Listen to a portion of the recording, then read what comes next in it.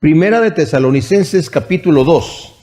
Nos quedamos la vez pasada, terminamos el versículo 7, pero quiero retomar un poquito lo que hemos estado viendo, porque la carta continúa, ¿verdad? Para no perder el hilo. El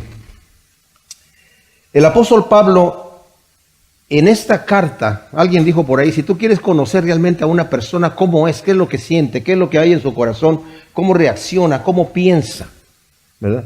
Pues puedes pasar mucho tiempo con esa persona, pero aún así no tienes la seguridad de que vaya a abrir su corazón completamente a ti, ¿verdad?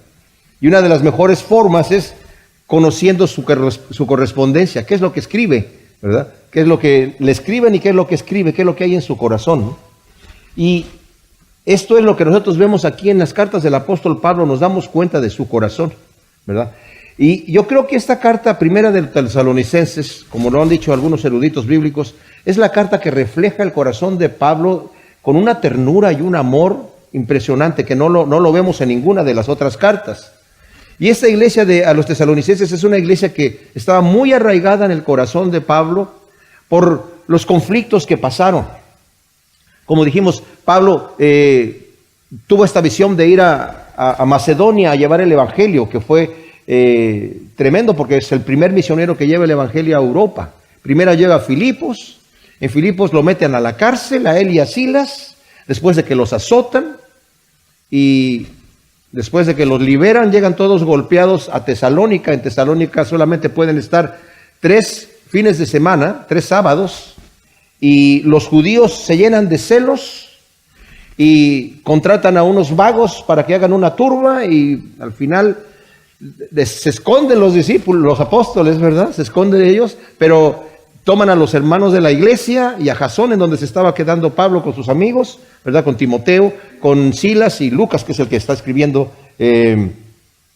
los relatos de Hechos, ¿verdad? Se les une en Macedonia, de ahí Lucas empieza a hablar y ya se incluye a él, vosotros, ¿verdad? Entonces están este grupo de personas ahí, pero se esconden, ¿verdad? De alguna manera, o los esconden los hermanos, se llevan a los hermanos a los tribunales, y tienen que pagar ellos una fianza. Y en una iglesia tan pequeña, apenas tienen 3 semanas, ¿verdad? Y pues después empezaron también a sufrir ataques de los mismos conciudadanos, ¿verdad? Y ellos se van a Berea. Cuando saben los judíos que están en Berea, llevan a los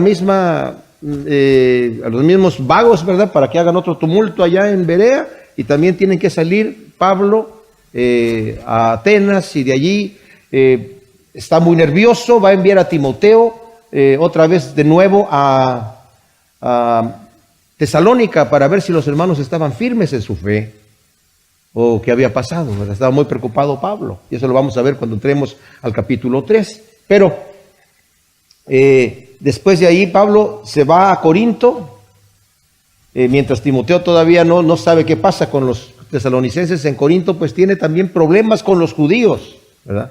Después ya llega Timoteo con las buenas noticias y es ahí cuando escribe desde Corinto esta carta. Pero obviamente había algunas acusaciones en contra de Pablo, porque vemos de alguna manera que este capítulo 2 está defendiendo Pablo la integridad de los misioneros. Y está diciendo, ustedes saben cómo nosotros los hemos tratado, cómo hemos llegado nosotros, después de haber estado maltratados en Filipos, tuvimos la confianza de predicarles el evangelio, ¿verdad? Les dice en el versículo 2 del capítulo 2, dice, nuestra visita ahí no fue en vano, porque vimos el fruto de ustedes, cómo ustedes se convirtieron al Dios vivo, ¿verdad? De los ídolos que tenían. Y luego Pablo empieza a defenderse diciendo, nuestra exhortación no procede del error ni de la impureza, ni es con engaño, sino que según hemos sido aprobados por Dios, estoy leyendo el versículo 4, que se nos confiara el evangelio, así hablamos, no como agradando a los hombres, sino a Dios que examina nuestros corazones. O sea, Dios sabe cómo hemos sido con ustedes, porque sabéis que nunca fuimos con palabra de adulación, ni encubrimos avaricia. Dios es testigo. Dios es testigo, le está diciendo a los tesalonicenses, que nosotros hemos ido con intenciones puras, con intenciones verdaderas. ¿Y cuál es el compromiso de Pablo que vamos a ver aquí, mis amados, en esta sección que Pablo está predicando el evangelio, ¿verdad? Con los tesalonicenses. Está el compromiso a la palabra y a la congregación. A la palabra de verdad y a la congregación en amor. Y esto es algo que tiene que siempre venir junto, la verdad y el amor. La verdad sin amor es muy dura. El amor sin verdad es muy suavecito. Tiene que ir las dos cosas juntas, ¿verdad? Y el apóstol Pablo, cuando vimos Efesios, ¿verdad? En el capítulo 4, versículo 15, dice, desde el 14 dice, para que no seamos niños fluctuantes, zarandeados por las olas, llevados por la deriva, por todo viento de doctrina o por la astucia de hombres que emplean con maestría las artimañas del error. O sea, Pablo está diciendo, nosotros no somos esos, sino que hablando la verdad en amor, crezcamos en todas las cosas en aquel que es la cabeza, que es el Mesías. Entonces, ya una vez que Pablo ha estado diciendo, nosotros no hemos sido con esas artimañas, Dios conoce nuestros corazones, Dios es testigo, ¿verdad? Y en el versículo 6 que leímos, no buscamos gloria de hombres, ni de vosotros, ni de otros. O sea, no estamos buscando nada. O sea, no tenemos otra intención más que predicar el evangelio como es. Vimos que la responsabilidad que tiene, porque está diciendo que Dios examina nuestros corazones en el versículo 4, es que tenemos una responsabilidad mayor a la que le podríamos dar cuentas a los hombres, que es Dios. Pero no por eso pensemos, porque es Dios, yo no lo veo y no importa, pues Dios sabe cómo yo soy. Porque a veces pensamos, ¿verdad? Cuando vivimos una vida doble, cuando hacemos cosas en secreto, pensamos que porque los demás ya no nos ven, pues Dios tampoco le debe de interesar mucho porque como que no reacciona mucho. Es más, Pablo les habla a los que condenan a los malvados y dice, y tú haces la misma cosa, ¿tú crees que escaparás del juicio de Dios? ¿Qué crees que porque Dios no ha actuado en tu contra, o no te ha castigado, no te ha reprendido, no te ha pasado nada, que está probando tu condición? No. Sí, dice, en su longanimidad Dios te está dando oportunidad de que te arrepientas, pero si no te arrepientes, vas a tener que sufrir la ira de Dios. Entonces Pablo dice, tenemos una responsabilidad ante Dios. Nosotros no necesitamos adulación de nadie, ni queremos quedar bien con ningún hombre, ¿verdad? Eso no quiere decir, como dijimos la vez pasada, que el ministro de Dios, y en este caso estoy hablando yo de Dios, de pastor en la iglesia, no tengo que entregar cuentas. Mi vida tiene que ser transparente ante ustedes y tiene que ser transparente ante los líderes de la iglesia, que tienen autoridad de venir a decirme a mí si ven que algo está mal hecho, ¿verdad? Entonces, esa es la transparencia que el apóstol Pablo tenía. Y me encanta por esto, porque Pablo no era el que viajaba solo, ¿verdad? Hay muchos muchos ministros que les gusta viajar solos y uno nunca sabe lo que están haciendo, ¿verdad? Yo no viajo si no viajo con mi esposa.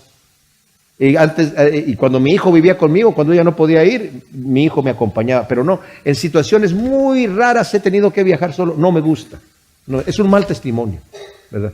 Para poder ser transparentes. Si Pablo traía a sus compañeros consigo, no solamente para que le ayudaran en la obra, sino también porque era el método de los rabinos de andar con sus discípulos para que aprendieran de él.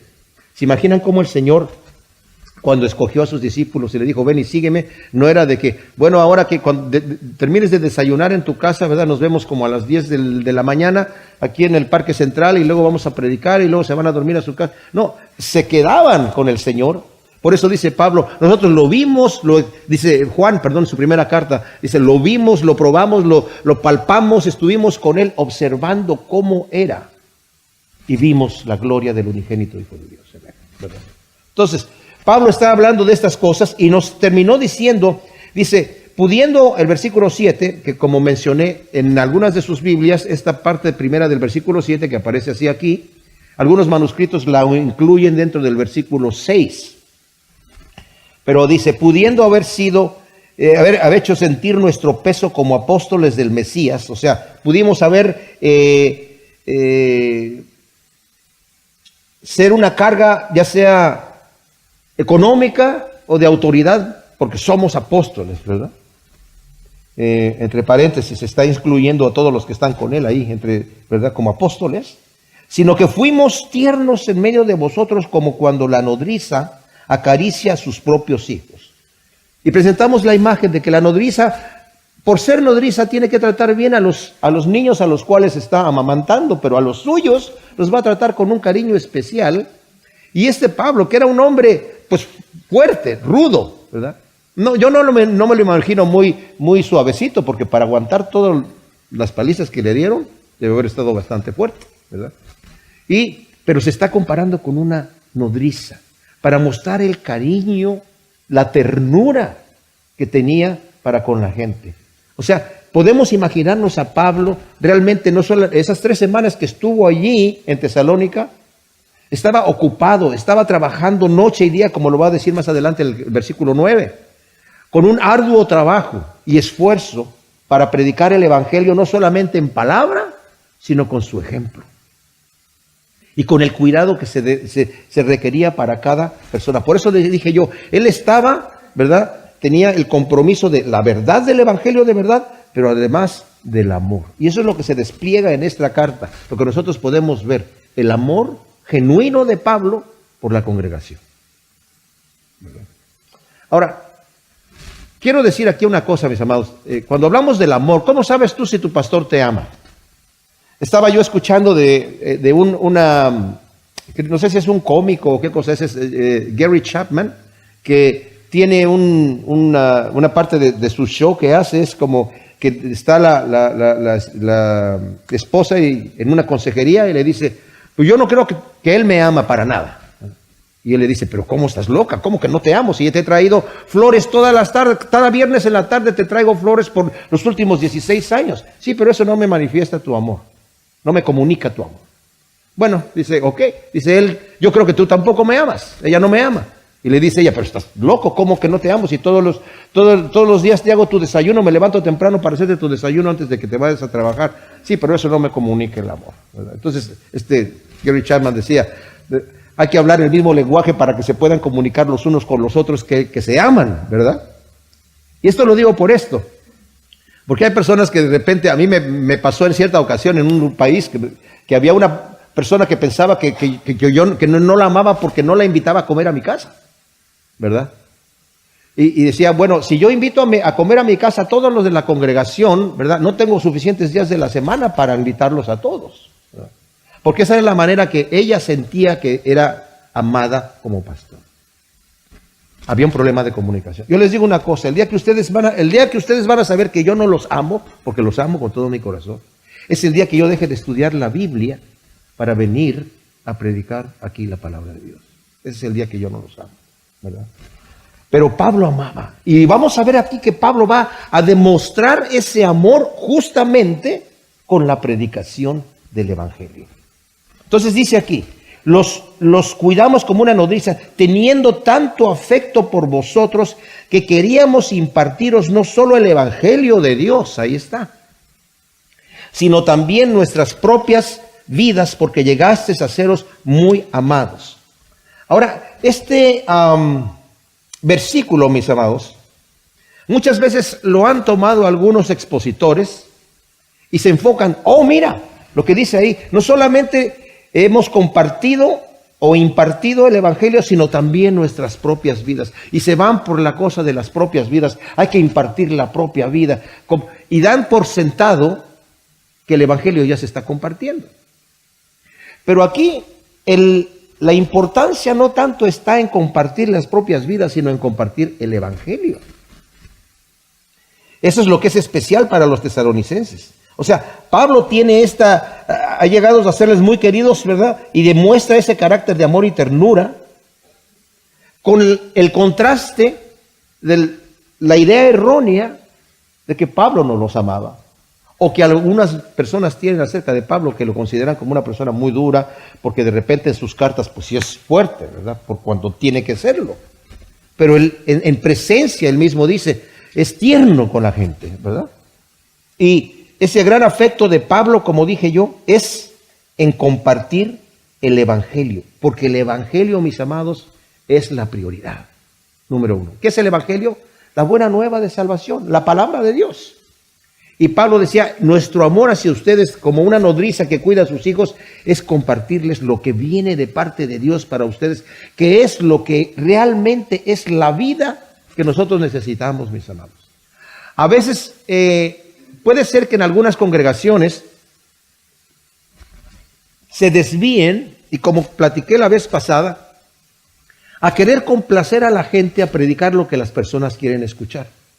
Esas iglesias tienen mucho éxito, porque si la persona viene a sentarse aquí para escuchar algo y el que está predicando ya sabe qué es lo que tiene que decir para agradar a sus oyentes, pues va a caer muy bien, se va a llenar la iglesia. Pero cuando tiene que hablar la palabra de Dios, y la palabra de Dios es como la espada que penetra, ¿verdad? Pues va a quemar y va a doler, porque a veces no nos gusta que nos digan nuestras verdades, ¿verdad?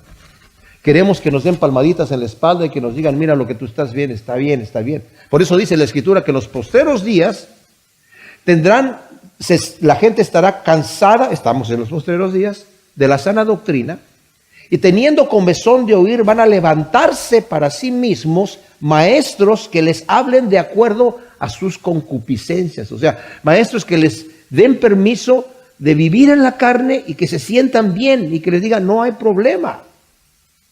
Yo me acuerdo que una vez escuché a un pastor que decía, yo no predico en contra del pecado en mi congregación. ¿Para qué predico? Ya el pecador ya sabe que es pecador. El ladrón ya sabe que es ladrón. El borracho ya sabe que es borracho. El adúltero ya sabe que es adúltero. ¿Sí? Pero entonces, ¿cuál es el evangelio? Entonces, ¿cuál es? Cuando el Señor dijo, obviamente, el evangelio, el reino de los cielos se ha acercado, pero dijo, arrepentíos, porque el reino de los cielos se ha acercado. Arrepentíos, dice en Marcos, y creed en el evangelio. O sea, tiene que haber un cambio en mi vida. Y vamos a ver cómo sucede esto también aquí, nos lo va a explicar. Entonces, esto de compartir sus propias vidas, mis amados, también lo va a explicar el versículo 9. ¿Por qué digo esto? Porque empieza con un porque. Y este porque está hilando el versículo anterior. No solamente les hemos compartido el evangelio, esa es la manifestación de nuestro amor, pero también les hemos compartido nuestras propias vidas. ¿De qué manera, Pablo? Porque os acordáis, hermanos, de nuestra fatiga y arduo trabajo, que trabajando de noche y de día, a fin de no ser gravosos a ninguno de vosotros, os proclamamos el evangelio de Dios. Nuevamente, Pablo les está recordando de la manera que entregaron sus propias vidas. ¿Cómo? Trabajando arduamente, con mucha fatiga, de noche y de día, a fin de no serles gravosos. Yo dije en el estudio anterior, mis amados, que Pablo no tomaba dinero de la iglesia que estaba predicando en ese momento. O sea, Pablo fue sostenido en varias ocasiones. Cuando salió de Antioquía, obviamente le enviaron de Antioquía para su sustento en algunos lugares, en donde no le llegaba, tenía que trabajar con sus propias manos. Él era un rabino, y así estaban entrenados los rabinos, a tener siempre un oficio para poder sostenerse a sí mismo y sostener a los que estaban con él. Y Pablo lo dice, para lo que me ha hecho falta a mí, estas manos me han servido para mí y para los que andan conmigo. O sea que Pablo trabajaba y suplía las necesidades de todos los demás. Obviamente, cuando estaba en Corinto, nosotros leímos cuando estudiamos en Corinto que cuando él llega, empezó a trabajar allí con una pareja que había ahí también de cristianos judíos que estaban haciendo tiendas, y estaba trabajando, no sé si de día o de noche, ya estaba predicando y trabajando, y con mucha fatiga, hasta que ya llegó Timoteo y Silas, llegaron con ofrendas de Macedonia, de Filipos. De hecho, en Filipenses 4:16 dice, hasta Tesalónica me llevaron ustedes ayuda, ¿verdad? Ahora, no creo que fue en Tesalónica, el primer viaje que llegó ahí de 3 semanas, porque Pablo después la visitó 2 veces más.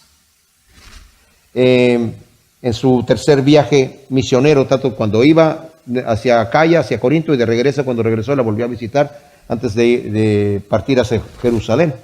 Pero de cualquier manera, Pablo no recibía el dinero de la iglesia en donde estaba él predicando en ese momento. Ya cuando se iba a otro lugar, si le enviaban la ofrenda, la recibía bien, pero en el momento ahí no lo hacía. Y aquí está diciendo, cuando estuvimos con ustedes, estuvimos trabajando, porque necesitábamos para nuestro sustento, y ustedes nos vieron, fuimos ejemplo. Me maravilla el apóstol Pablo, porque ¿saben qué? Estaba yo meditando. ¿Por qué se dejó azotar en Filipos y encarcelar? ¿Que no le hubiera sido mejor que cuando lo tomaron preso y lo llevaron delante de los magistrados, y los magistrados dijeron, los vamos a azotar públicamente? Señores, Nosotros somos ciudadanos romanos, ¿eh? ¿Nos van a azotar? Oh, no los hubieran tocado. Pero los azotaron y los metieron a la cárcel. Y después, cuando estaban orando y cantando a medianoche, el Señor los libera de la cárcel y ya supimos la historia, la he repetido varias veces, se lo lleva el carcelero se asusta, pero al final los presos no se van de la cárcel, se lleva a Pablo y a Silas, les lava las heridas y los vuelve a meter en la cárcel y el otro día les dice, ya se pueden ir, señores. Ah, sí, nos metieron aquí sin previo juicio y ahora nos van encubiertamente a decir, váyanse. No, que vengan ellos mismos a sacarnos. Y cuando vinieron los magistrados, dice, porque somos ciudadanos romanos. Y cuando los magistrados supieron que eran ciudadanos romanos, tuvieron temor y les suplicaron que se fueran, ¿verdad? Pero ¿por qué Pablo no les dijo antes? Oiga, antes de azotarme, Señor, somos ciudadanos romanos.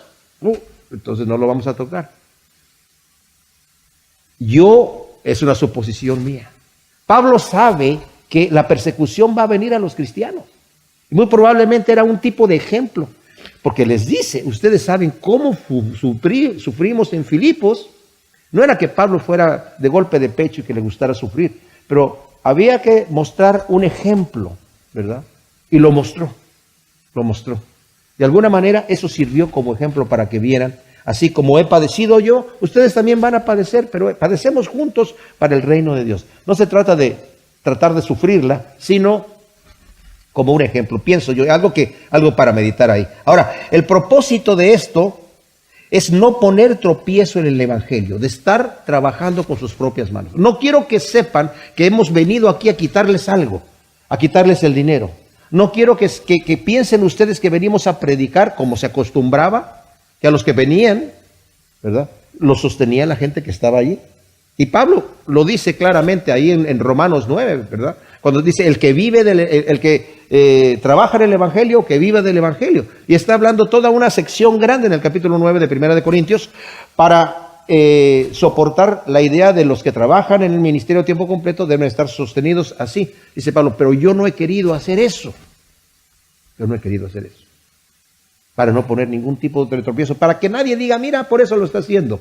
Por eso se fue a Corinto, porque Corinto es una región muy rica y por eso está allí, ¿verdad? Y vaya que lo criticaban al apóstol Pablo, pero no tenía ningún fundamento. Entonces, para no poner ningún tropiezo del evangelio, y dice aquí, vamos a leer otra vez el versículo 9, porque os acordáis, hermanos, de nuestra fatiga y arduo trabajo, que trabajando de noche y de día, a fin de no ser gravosos de ninguno de vosotros, os proclamamos el evangelio. La palabra para proclamar aquí en griego es keruso, que significa proclamar como un heraldo. ¿Qué cosa es un heraldo? Es aquella persona que va delante del rey, el rey le dice, hay un mensaje para el pueblo, recibe el mensaje del rey y lo grita delante del pueblo. Y su labor es llegar, proclamar el mensaje del rey y callarse la boca. No decir su propia opinión, no decir su propio mensaje. No es un mensaje propio, es un mensaje que viene de parte del rey. Y Pablo está diciendo, yo estoy proclamando algo que viene de parte de Dios. Estoy proclamando el evangelio, no es mi evangelio, aunque le llama muchas veces mi evangelio, pero no es porque él lo está generando, sino porque él lo conoce y lo adopta y lo apropia, ¿verdad?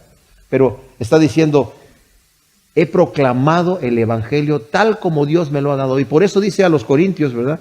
Yo no quise hablar de ninguna otra cosa, no me propuse traer mucha palabrería y mucha sofisticación en la forma de hablar, sino me propuse presentar a Cristo y a este crucificado para no quitarle ningún poder a la cruz de Cristo. El evangelio tal como es. Y como he dicho, lo repito, cuando predicamos el evangelio, mis amados, no tenemos que adornarlo, no tenemos que componerlo, no tenemos que arreglarlo porque está muy duro. Ay, que no le voy a decir al pecador que porque el pecador se va a ofender, ya sabe que es pecador, mejor me lo mantengo tranquilito. Ese no es el evangelio. Ese es querer agradar a la gente, ¿verdad? Querer quedar bien para que estén contentos conmigo. Entonces, nosotros tenemos un mensaje ¿de quién? De un rey, por supuesto, del Rey de Reyes. Ese es el mensaje que nosotros tenemos y que debemos proclamar como Pablo lo estaba proclamando. En el versículo 10 del capítulo 2 de Primera Tesalonicenses, Pablo está hablándonos aquí de la integridad, mis amados, que él tiene en su ministerio. No solamente de la integridad, de la preocupación que tiene de proclamar la verdad. ¿La verdad de qué? La verdad del Evangelio. Y este es otro detalle que he dicho muchas veces y conviene repetirlo, mis amados. Porque hoy en día, las escuelas filosóficas que hay, ¿verdad? Sobre todo en las escuelas, universidades, se predica que la verdad es relativa.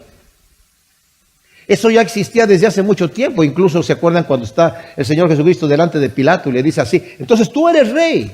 El Señor le dice: para eso he nacido y para eso he venido, para dar testimonio de la verdad. Y todo es el que es de la verdad me escucha. Y Pilato le dice: ¿y qué es la verdad? ¿Por qué le dice eso? Porque ya en ese entonces los filósofos estaban hablando de que la verdad es relativa. Lo que tú creas que es bueno, lo que tú creas que es cierto para ti, es cierto para ti. Y lo que tú crees que es cierto para ti, es cierto para ti. Y lo que yo creo que es cierto para mí, es cierto para mí. Y la verdad es mi verdad, es lo que es. Y creemos, bueno, esa filosofía pretende que el mundo es lo que, mi apreciación es lo que es. Pero no es así, mis amados. La realidad es una. En Las Vegas uno va, por ejemplo, a uno de los casinos que están allí y ve un pilar de mármol y le haces así y es de cartón.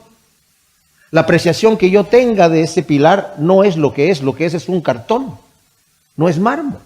O sea, la realidad al final se da uno cuenta qué cosa es lo que es. Y Cristo vino a dar testimonio de la verdad y la verdad es lo que Él nos vino a decir. La verdad, la realidad es que nosotros un día vamos a morir y vamos a estar delante del Rey de Reyes entregando cuentas. Él ya pagó el precio. Somos pecadores y vamos camino al infierno antes de que reconozcamos a Cristo como Salvador. Y una vez que le reconocemos, nuestro destino cambia completamente de una forma gloriosa. Esa es la verdad. Y que Él murió por nosotros para darnos vida eterna, ¿verdad? Entonces, Pablo también les recuerda aquí que le está recordando que está predicando la verdad y con amor. Y dice: vosotros sois testigos, dice el versículo 10, y Dios, de cuán santa, justa e intachablemente nos comportamos con vosotros los que creéis. O sea, Pablo también les recuerda la manera en que los apóstoles se comportaron entre ellos. Y estas tres cosas que les dice es fuerte, ¿eh? ¿Se imaginan ustedes? Veámonos a nosotros mismos, de qué manera tan santa, tan justa e irreprochable, intachable. Santa es mi relación con Dios, mi posición con Dios, mi transparencia con el Señor.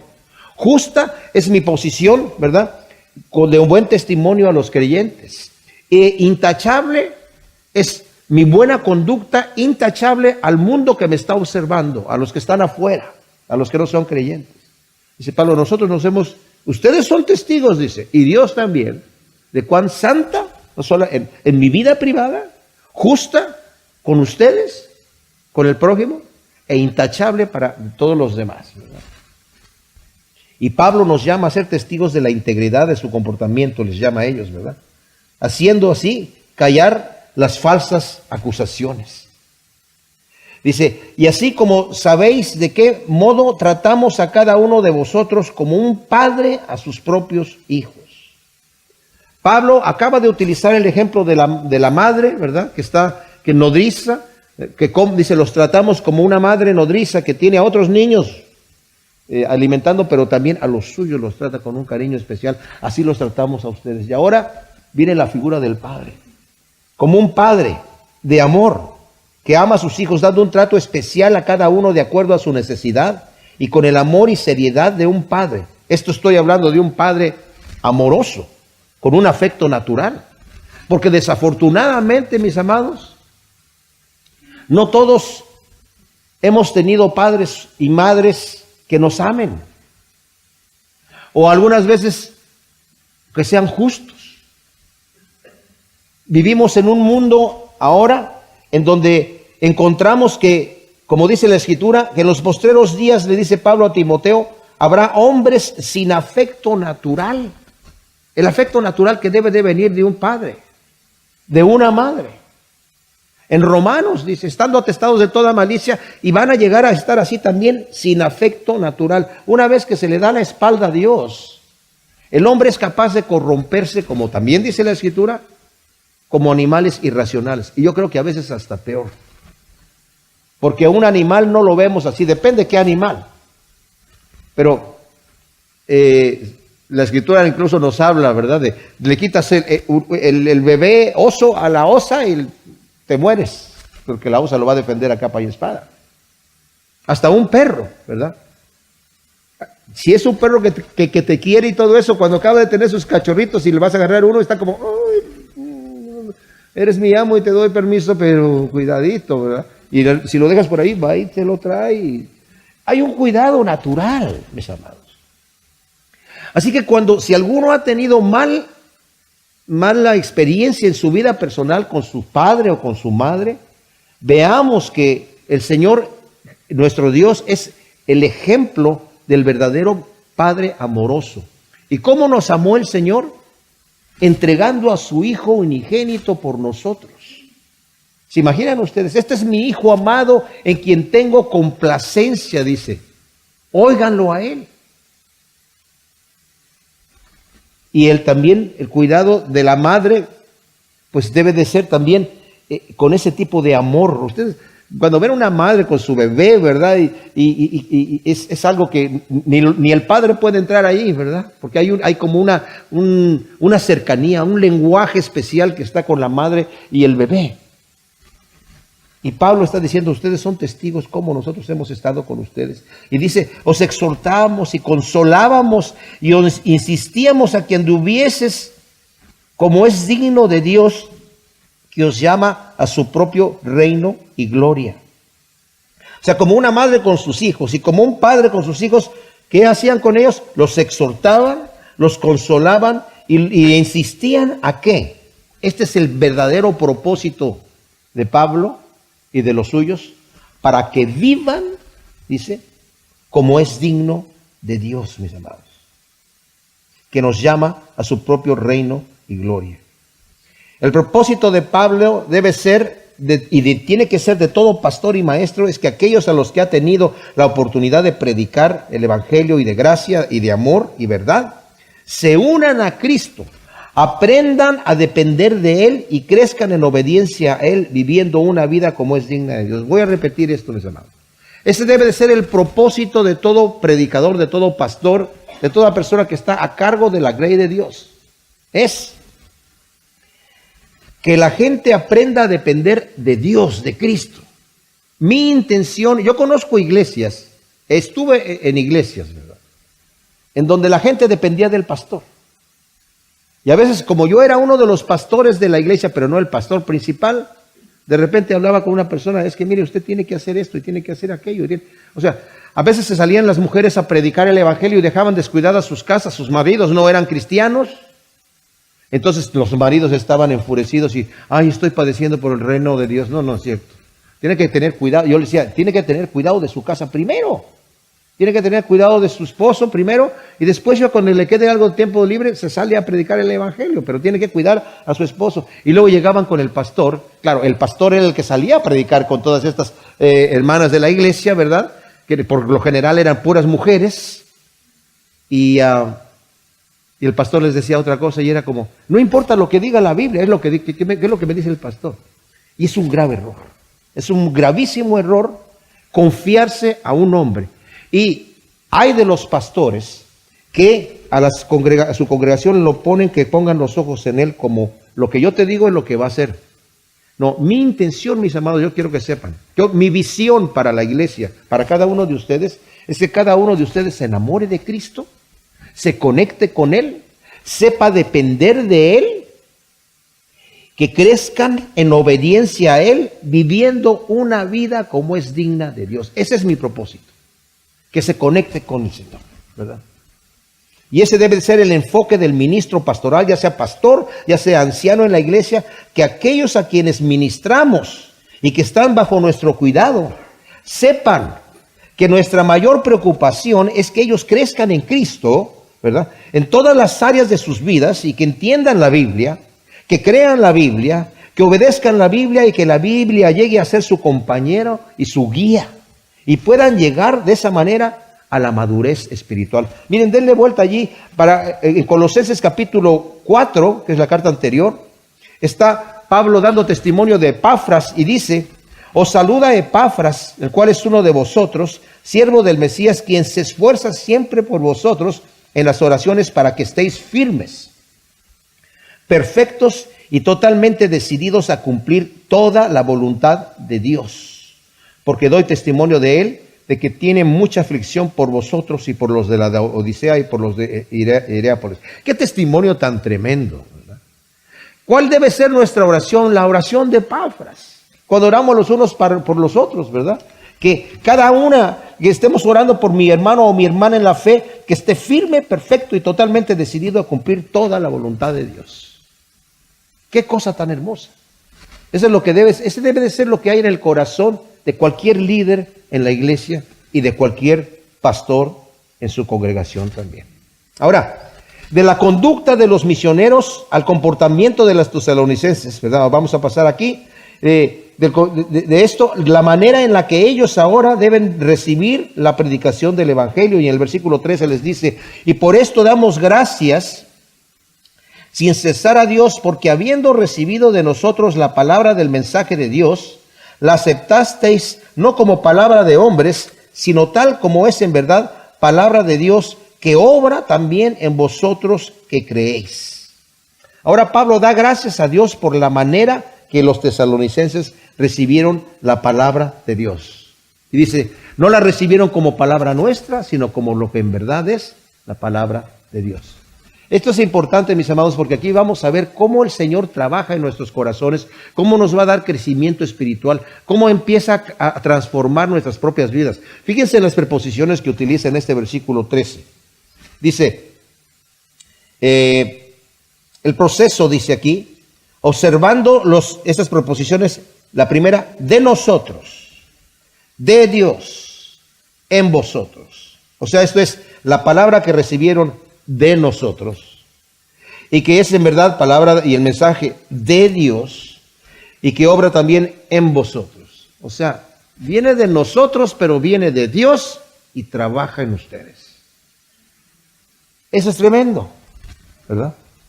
Dice Leon Morris, que es un tremendo comentarista de la Escritura, dice, Pablo podía predicar con toda certeza y poder porque tenía la profunda convicción que lo que decía no era inventado de hombres, sino que era en verdad la palabra de Dios. La iglesia de Dios no puede existir sin esta convicción. Predicar pequeñas e interesantes enseñanzas morales no pueden ser sustituto adecuado para la palabra que viene de Dios. ¡Qué tremendo! ¡Qué tremendo! O sea, Pablo estaba convencido, y yo estoy convencido de que los apóstoles sabían que lo que estaban escribiendo era directamente de Dios y que era palabra de Dios, como nosotros la tenemos en la Escritura, que es la palabra de Dios, pero tenemos aquí las doctrinas de los apóstoles, pero esas doctrinas de los apóstoles son palabra de Dios y ellos lo sabían. Por eso Pablo se atreve a decir, y que esta carta la lean allá también, y ustedes léansela de allá para acá también, porque el Señor le estaba dando, él sabía que era un canal, y que en ese momento el Señor le estaba dando algo especial para ponerlo, y que era palabra de Dios. Eso solamente pasó una sola vez en aquella ocasión con los apóstoles. Una vez que ya está dado el fundamento, se termina ese tipo de revelación de esa manera, ¿verdad? Ya no hay nada que añadir. Se termina el Apocalipsis diciendo, el que le quite, Dios le va a quitar su nombre del libro de la vida, y el que le añada, Dios le va a añadir las plagas. O sea, hay un grave peligro en querer añadir o querer quitarle a la palabra de Dios. Pero ellos sabían que era palabra de Dios. Y cuando Pablo está predicando el Evangelio, el mayor argumento que él tenía era que Cristo era el Mesías, el verdadero Mesías. Y los judíos lo atacaban por eso. Pero también sabía Pablo que el mensaje que él tenía, como todas las enseñanzas apostólicas que vemos aquí en las Escrituras, tremendas, eran palabra de Dios y que iban a producir. Por eso dice, es de nosotros, pero viene de Dios, de parte de Dios, y obra en ustedes. Hace un trabajo esa palabra en el corazón. No solamente nos limpia, como el Señor les dijo a sus discípulos, ustedes ya están limpios por la palabra. Cuando le va a lavar los pies a Pedro, y Pedro le dice, no, tú me vas a lavar los pies jamás. Si no te lavo, no tienes parte conmigo en mi reino. Entonces lávame todo el cuerpo. No, dice, ya ustedes están limpios por la palabra que yo he enviado, la palabra que ha venido de Dios. Pero la palabra también nos nutre, nos transforma.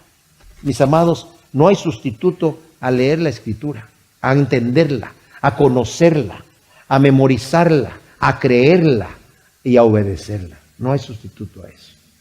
Y en el poder de Dios vamos a poder hacer esto. Entonces, aunque no ejercitamos el ministerio de los apóstoles, como dije, estas verdades están escritas en lo que es la palabra de Dios.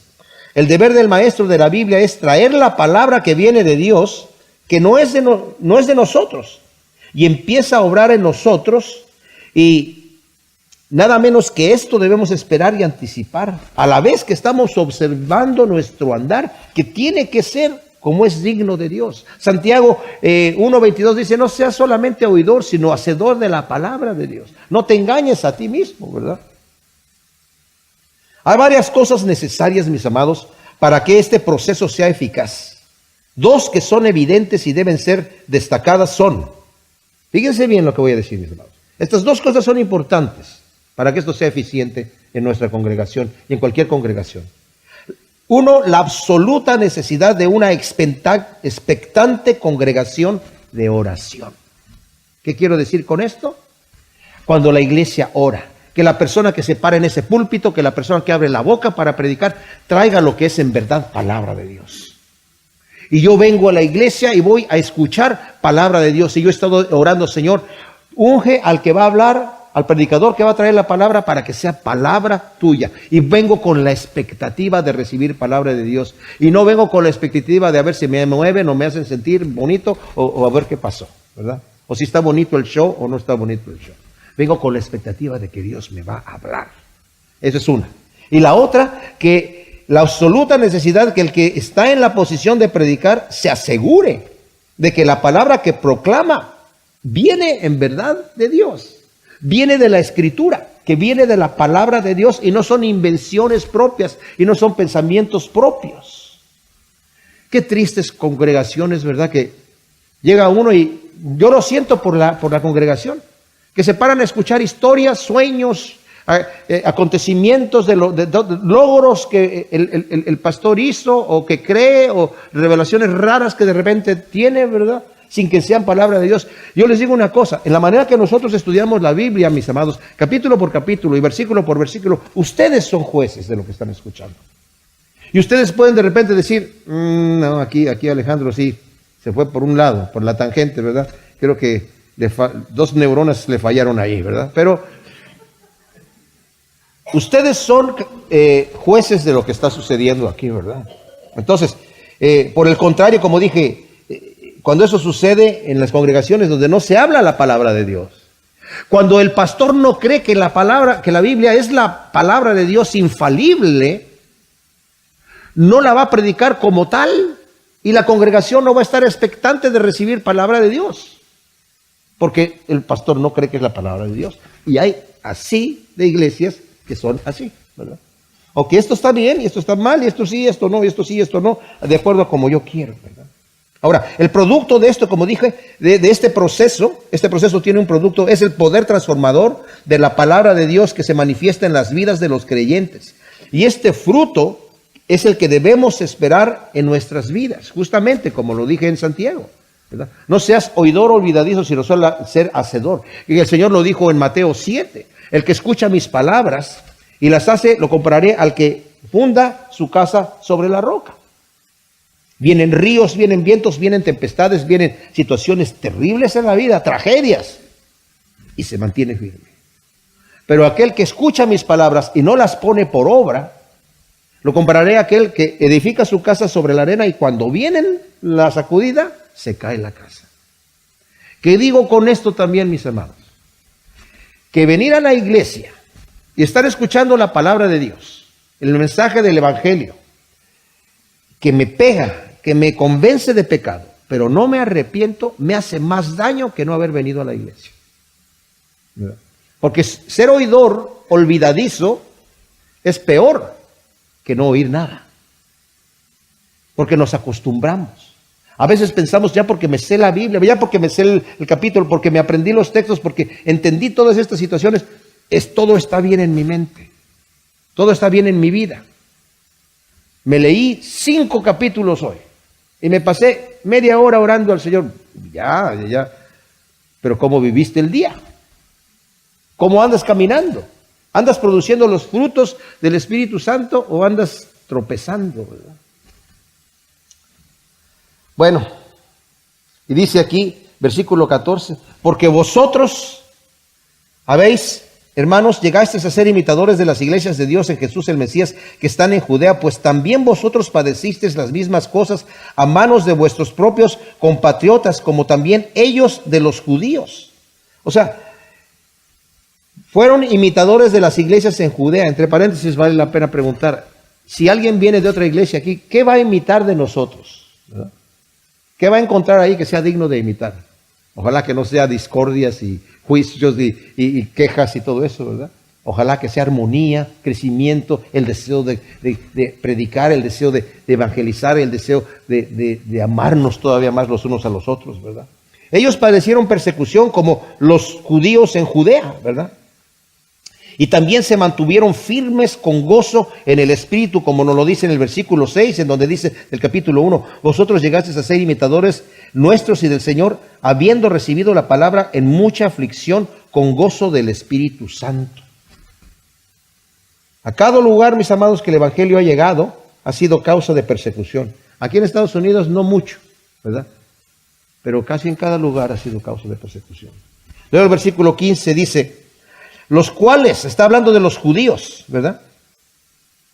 No solo dieron muerte al Señor Jesús y a los profetas, sino que a nosotros nos expulsaron y no agradan a Dios y se oponen a todos los hombres, prohibiéndoles hablar a los gentiles para que sean salvos, de manera que siempre colman la medida de sus pecados hasta que les sobrevino la ira hasta el extremo.